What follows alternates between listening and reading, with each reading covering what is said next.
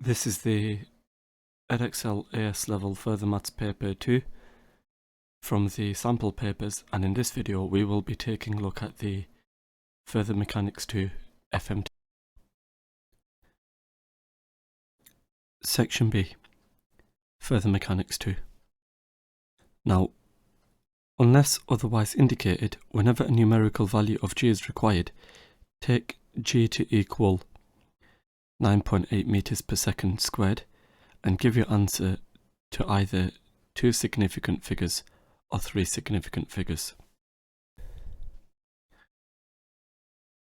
Question 5. A particle P moves along the x-axis.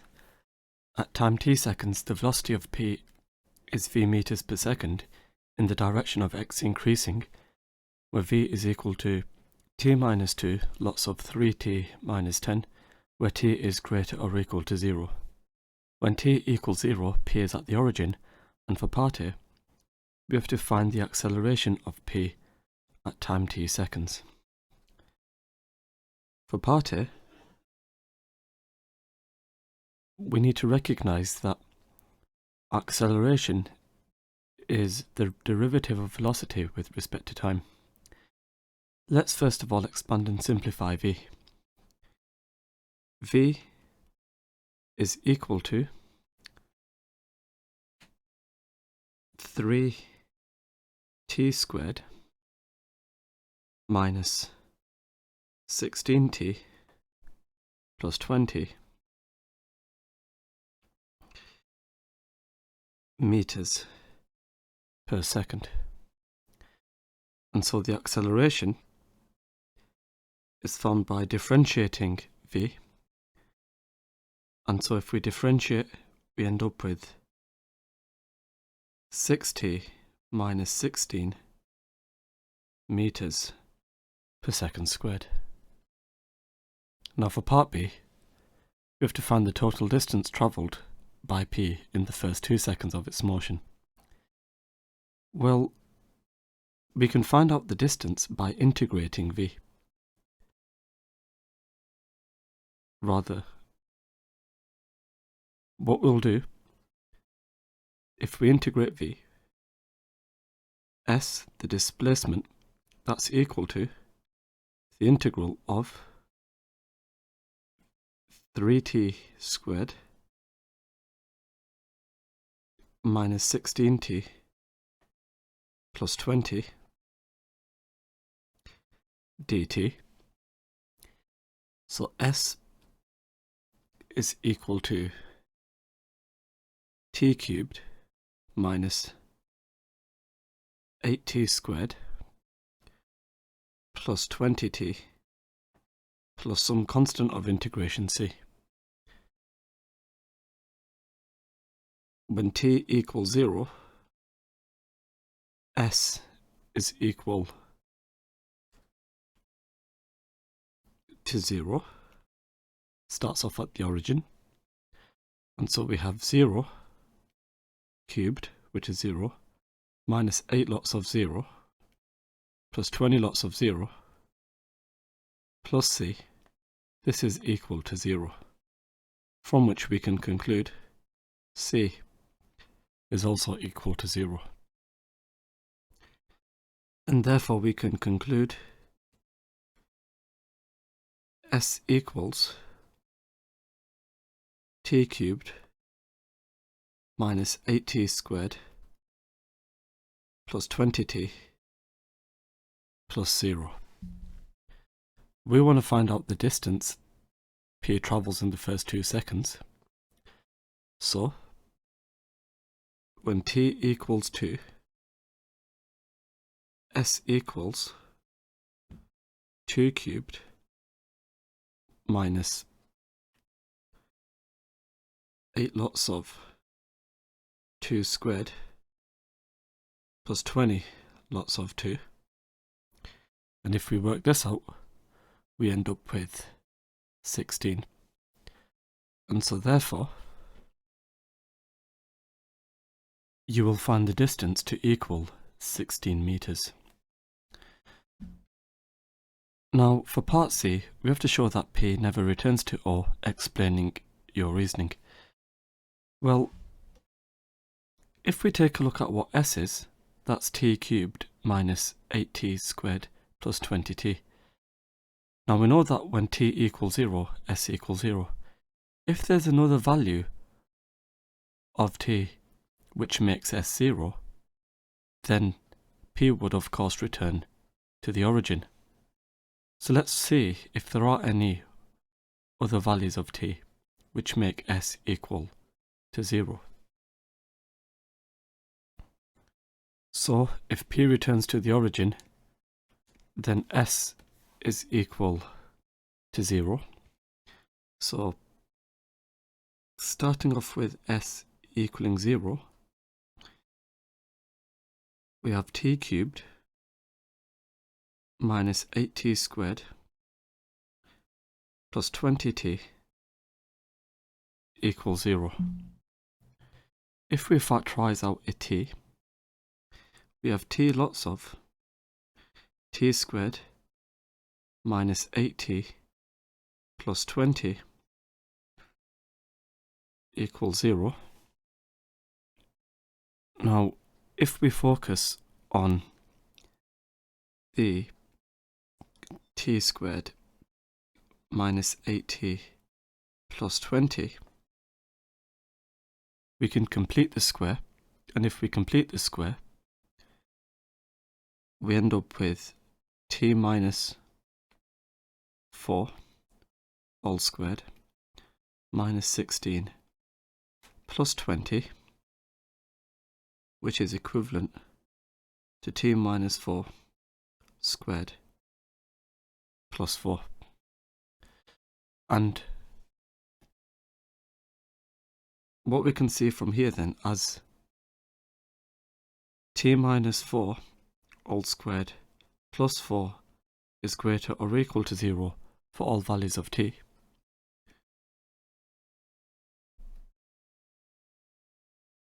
then it follows that t squared minus 8t plus 20, rather just greater than 0, is also greater than 0. And because of that, as S equals 0, we have no non-zero solutions, so it's not at the origin again. And so P never returns to the origin. Question number 6. A light inextensible string has length 7a. One end of the string is attached to a fixed point A, and the other end of the string is attached to a fixed point B, with A vertically above B, and AB is equal to 5a. A particle of mass m is attached to a point P on the string where AP is equal to 4a. The particle moves in a horizontal circle with constant angular speed omega, with both AP and PB taut. For part A, we have to show that the tension in AP is equal to 4m over 25 lots of 9a omega squared plus 5g, and the tension in BP is 3m over 25 lots of 16a omega squared minus 5g. Now here I've got a diagram of what's going on. We've got A vertically above B, we've got this particle P, and we've got the strings. AB has a length of 5a, we were told that in the question, and AP has a length of 4a. So we have 4a over here. And we know that the string has a length of 7a, so 4a plus 3a gives the 7a. Now, where P is, over here, we have the weight acting downwards, like so. We have the weight mg, and the radius of the circle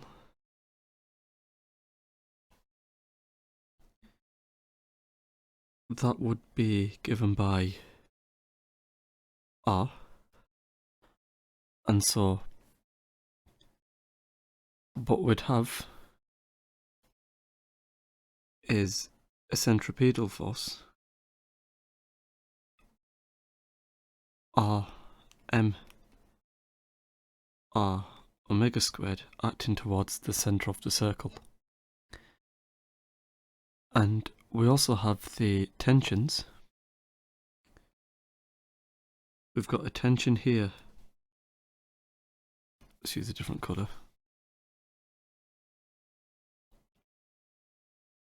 We have here a tension T1, and we have another tension here, T2.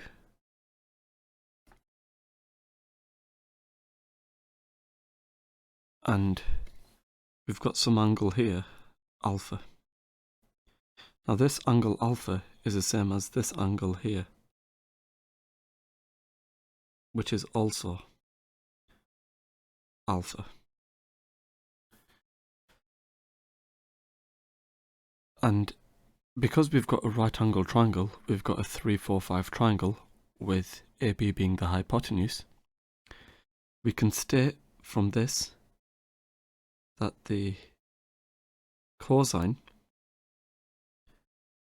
of alpha is equal to 4/5, and the sine of alpha is equal to 3/5.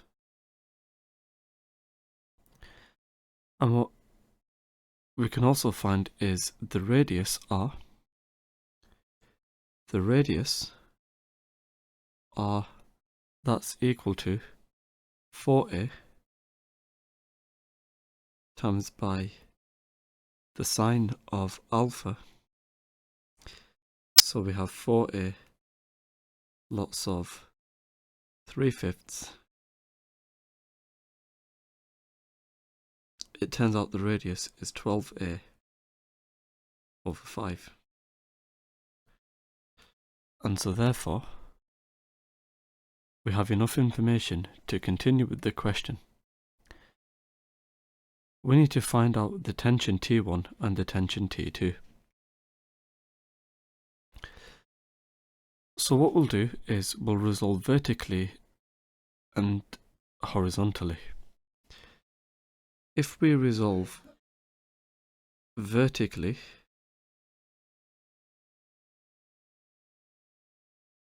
we have T1 times by the cosine of alpha, which is this component here.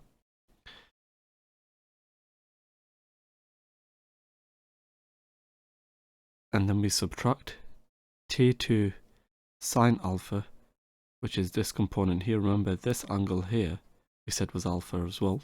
So we subtract T2 sine alpha, and the result of this is equal to mg, which is the weight. So knowing what cos alpha is and what sine alpha is, we end up with 41 over 5 minus 3 T2 over 5. This is equal to mg. And if I multiply through by 5, we can see then we have T1, rather we have 4T1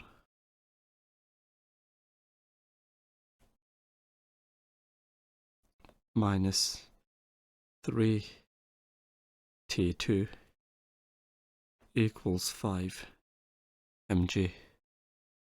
We'll call this equation 1.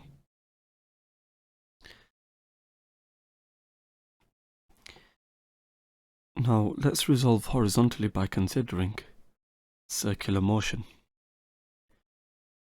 we have T1 sine alpha, which is along here. So we've got T1 sine alpha. We also have T2 multiplied by the cosine of alpha, which is this over here.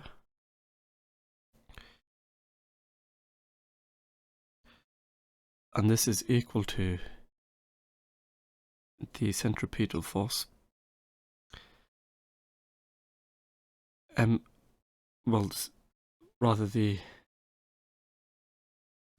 The acceleration towards the center is r omega squared, and multiplying that by the mass, the force towards the center is mr omega squared. We know what sine alpha is, and we know what cos alpha is. So we have 3t1 over 5 plus 4t2 over 5 equals m lots of 12a over 5, which is the radius, multiplied by omega squared. So we have 3t1 plus 4t2 equals 12 ma omega squared. We'll call this equation 2. Now, if we take a look at equation 1 and equation 2, we can solve them simultaneously to find out what T1 and T2 are. So if I multiply equation 1 by 4, and if I multiply equation 2 by 3,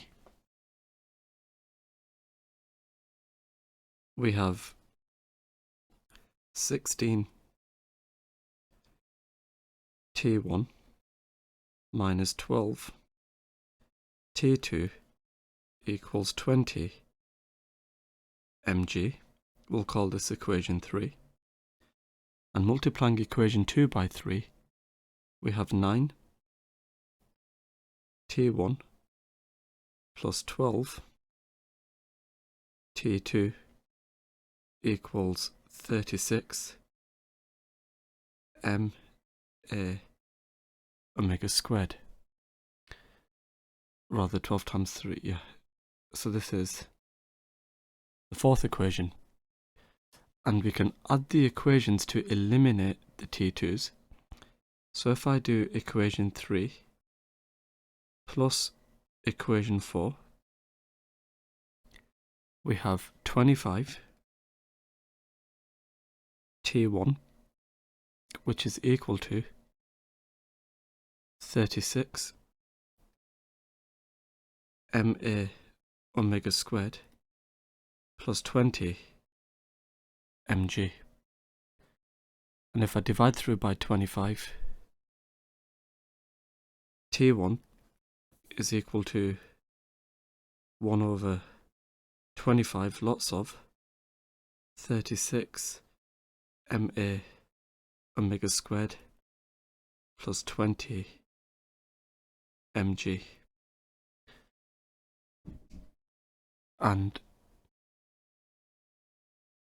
what we can do here is take out a 4 from the top, and if we do that, we have 4 over 25 lots of 9a omega squared plus 5g as the tension T1. We can now find out what T2 is. Let's substitute this back into equation 2. So if I substitute this result back into equation 2, we have 3 lots of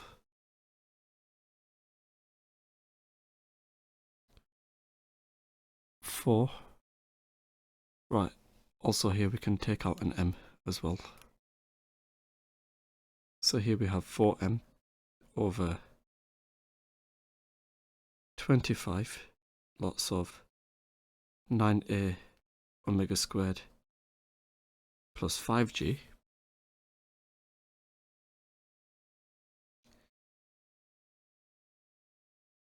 plus 4t2. This is equal to 12 ma omega squared.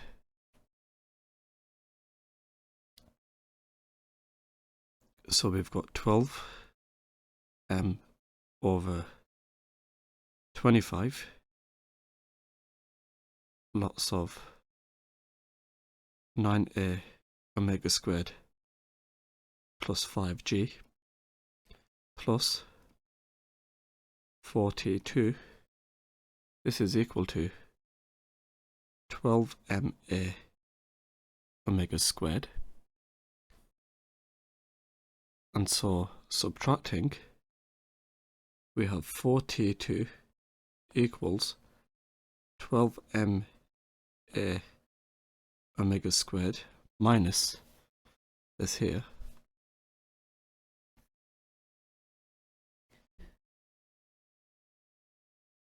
And so you can see then 4t2, that's equal to, well, in terms of the ma squared omegas, we have 12 minus 12 over 25 times 9, which is 192 over 25. So we have 4t2 equals 192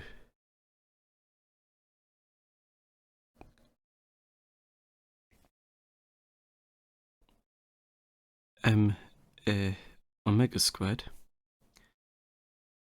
And then we have here 12 over 25 times by 5, so that's 60. So we subtract 60 mg, and all of this is over 25.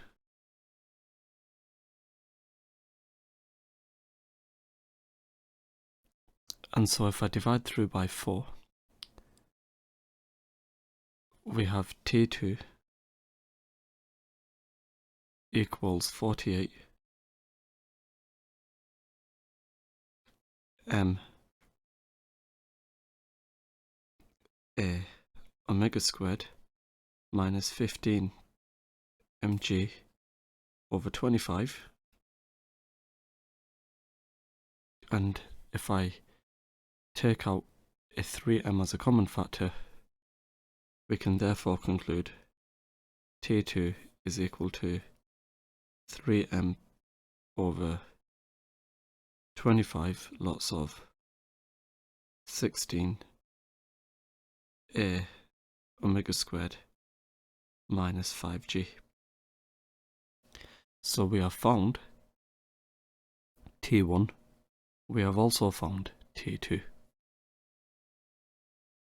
Now for part B, the string will break if the tension in it reaches a magnitude of 4 mg. The time for the particle to make one revolution is s. We have to show that 3 pi lots of the square root of a over 5g is less than s, which is less than 8 pi lots of a over 5g square rooted. Now, before we do anything else, we need to recognize for part B that s is equal to 2 pi over omega. This is the time. Now, if we take a look at what we had for, well, let's go back to the diagram. We want the tension T1 to be less than 4 mg, which is T max. So here we have T1, 4m over 25 lots of 9a omega squared plus 5g being less than 4 mg. And the reason for this, we want T1 to be less than 4mg, which is T max. Now let's continue to work on this. 4mg divided by 4m over 25, that's 25g. So we have 9a omega squared plus 5g being less than 25g.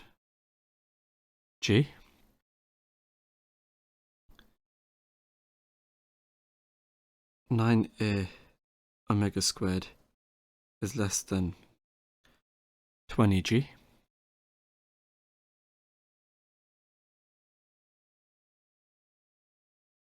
Omega is less than 20g over 9a square rooted.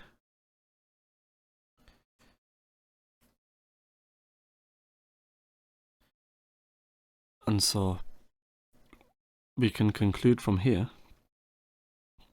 omega is less than, well, we've got here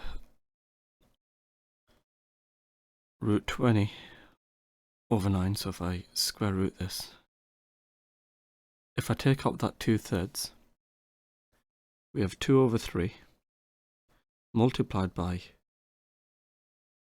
5g over a square rooted. Now, if we go back to what s was, that's 2 pi over omega. So, because omega is less than this value, we can say then s is going to be greater than 2 pi divided by this value here,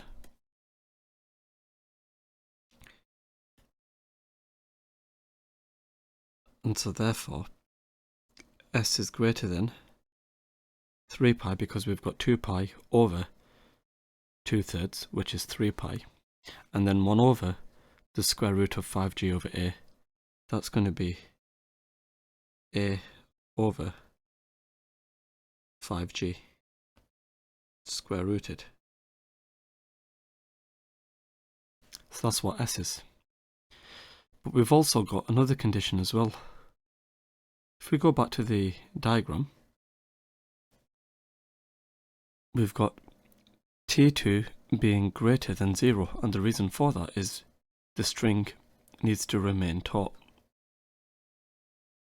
So we have 3m over 25, lots of 16a omega squared minus 5g being greater than 0. The reason for this is T2 is greater than 0. The string must remain taut to maintain a circle. Now, dividing through by 3m over 25, you can see 16a omega squared minus 5g is greater than 0.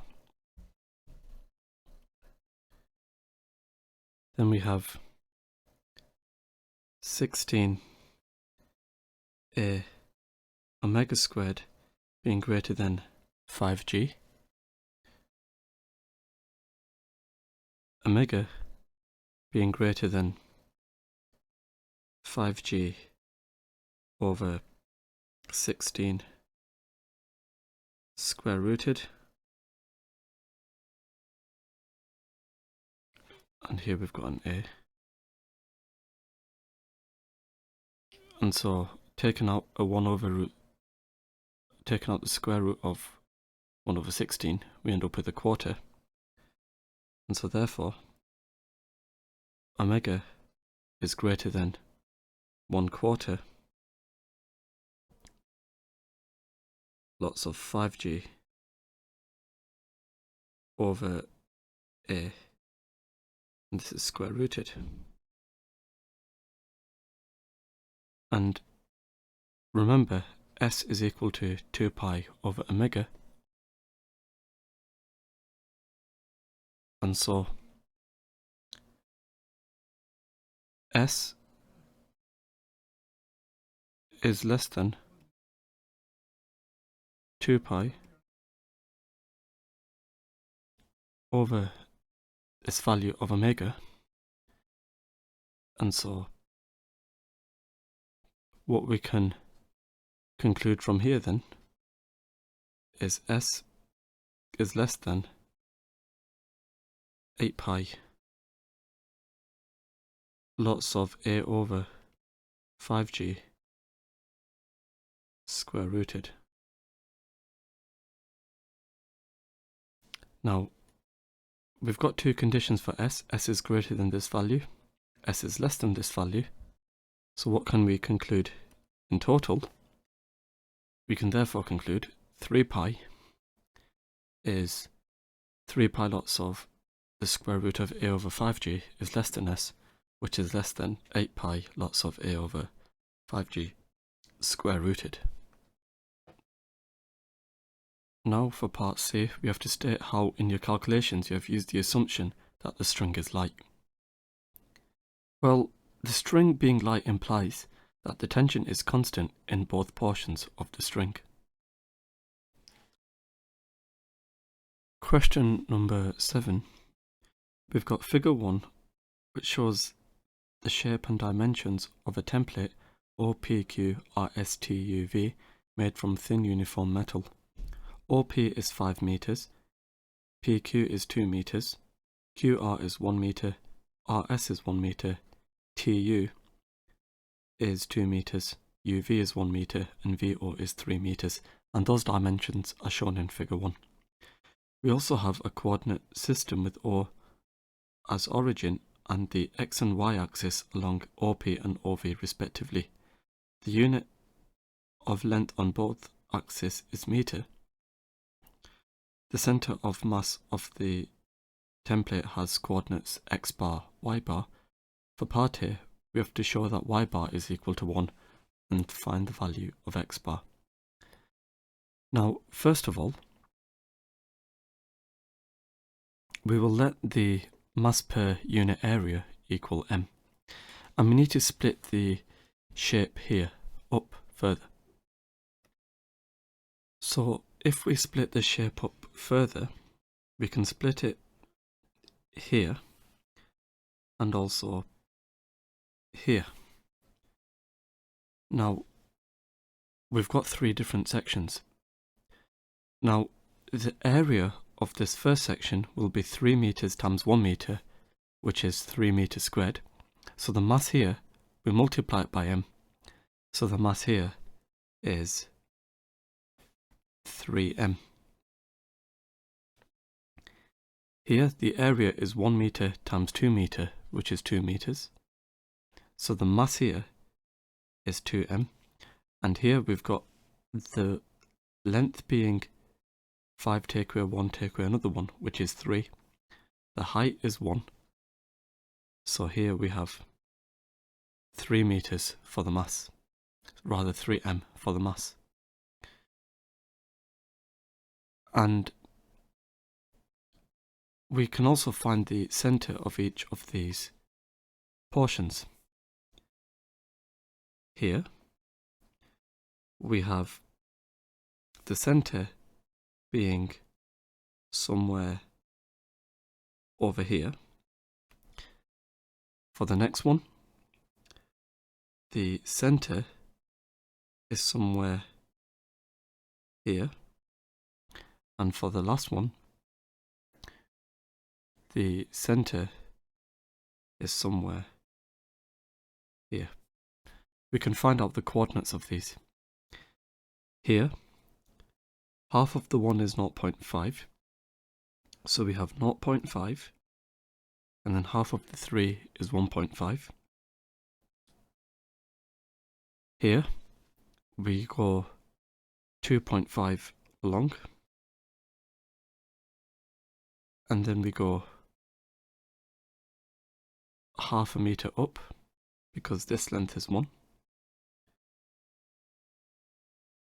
and then here half of the 1 is 0.5, so we have this length up to here being 4 plus the 0.5, so that's 4.5, and then we have 1 for the y coordinate, going 1 up. Half of the 2 is 1. So we now have enough information to work out what the value of x bar and y bar are. Now, just to avoid confusion, actually, let's change these. So we have w instead. So here we've got 3w, here we've also got 3w, and here we've got 2w, just to avoid a bit of confusion. So, for part A, what's the total mass? We have 3w plus 3w plus 2w, well that will be 8w. And then we've got x bar, y bar, and this is equal to the individual components, so we've got 3w multiplied by the vector 0.5, 1.5. So we've got 3w lots of 0.5, 1.5, and then we have 3w lots of 2.5, 0.5.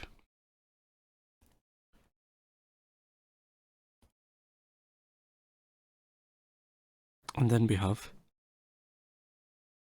2w lots of 4.51.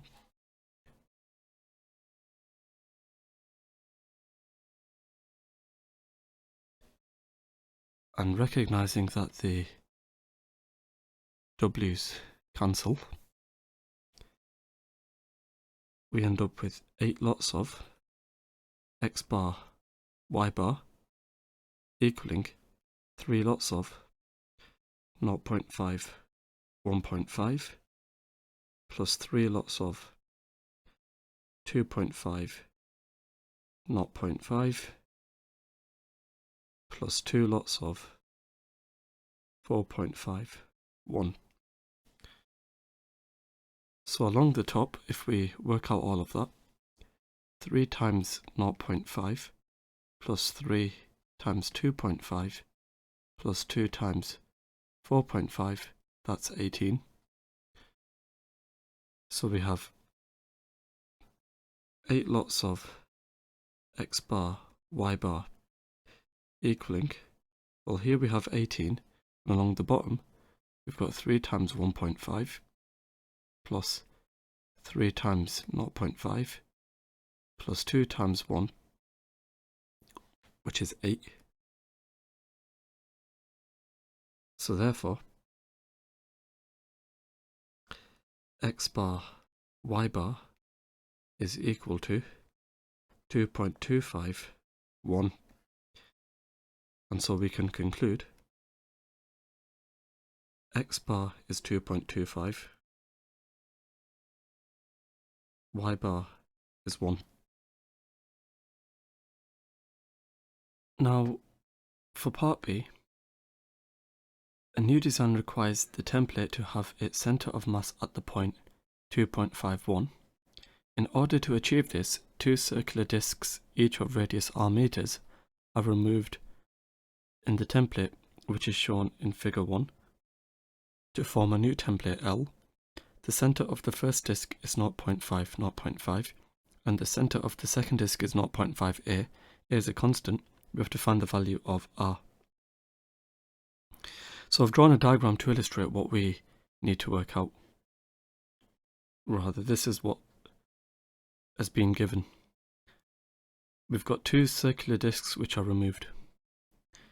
So if these have a radius of r, let's just add on that radius r. So here, radius r. and here we also have a radius r. Then we can work out we know what the coordinates of the centre of mass are. We were told in the question that's 2.51. So 2.51 is over here.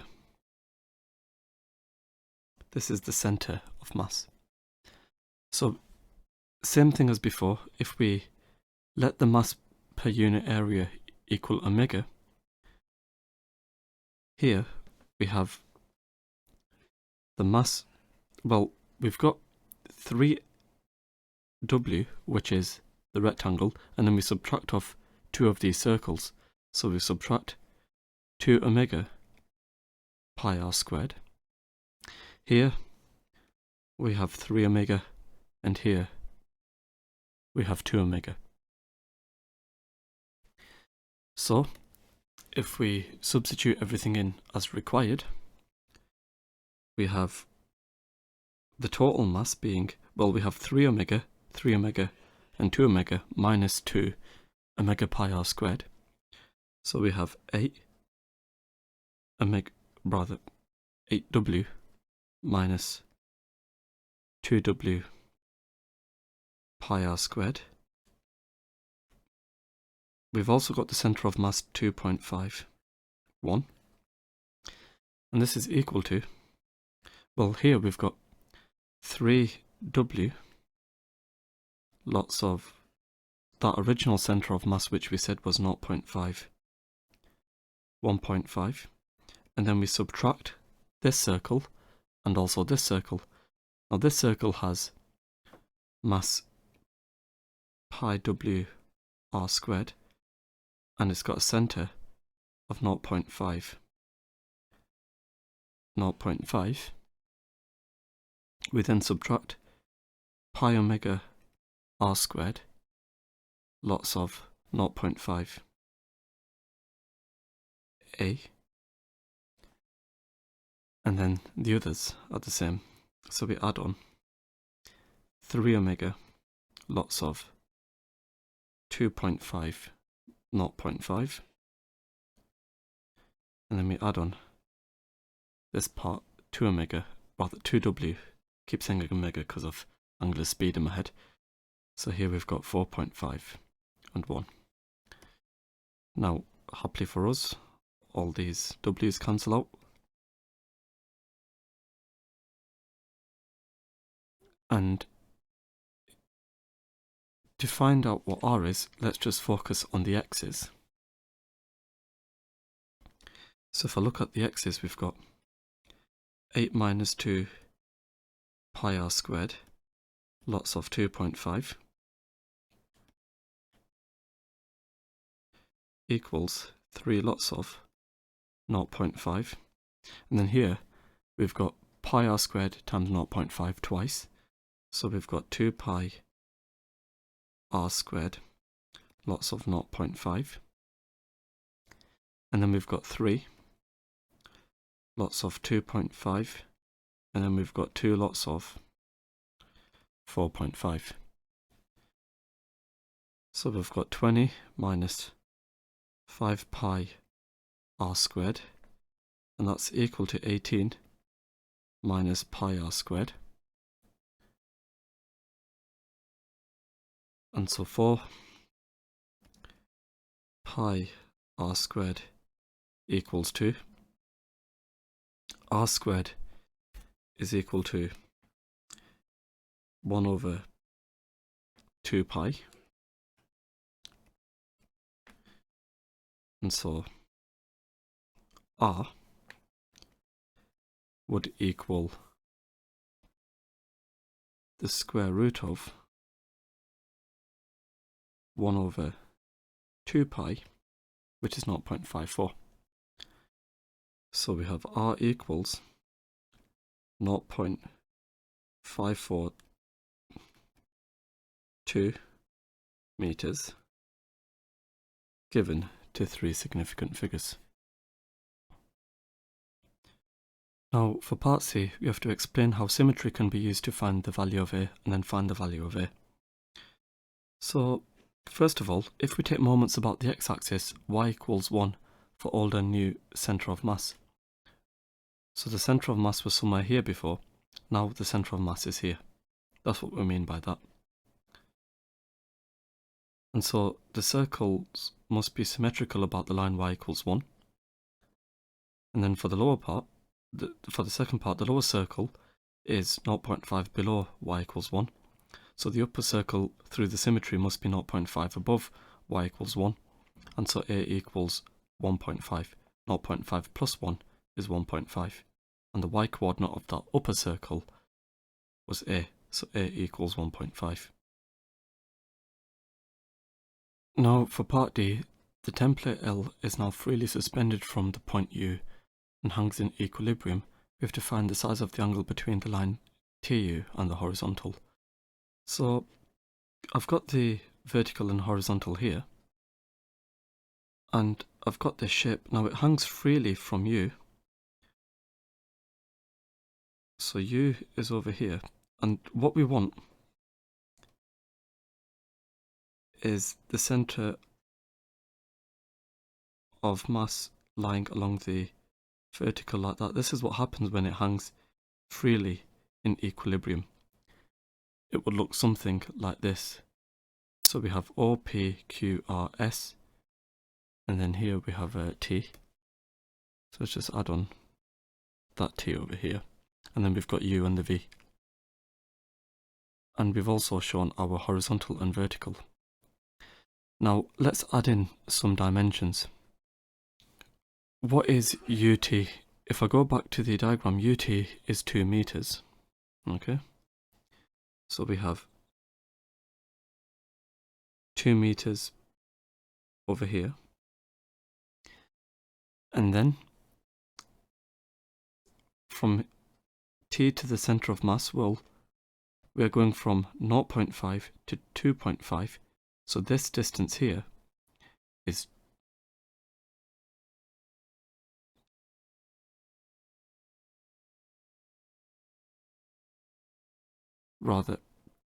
this point here of T is 1 across, and so to go from 1 to 2.5, that's 1.5. So here, along this line, we have 1.5 meters, and the angle we want is this angle over here, which we'll call alpha. Now that angle there is the same as this angle over here, and that's through basic geometry. So we can find out what this angle is using simple trig. We have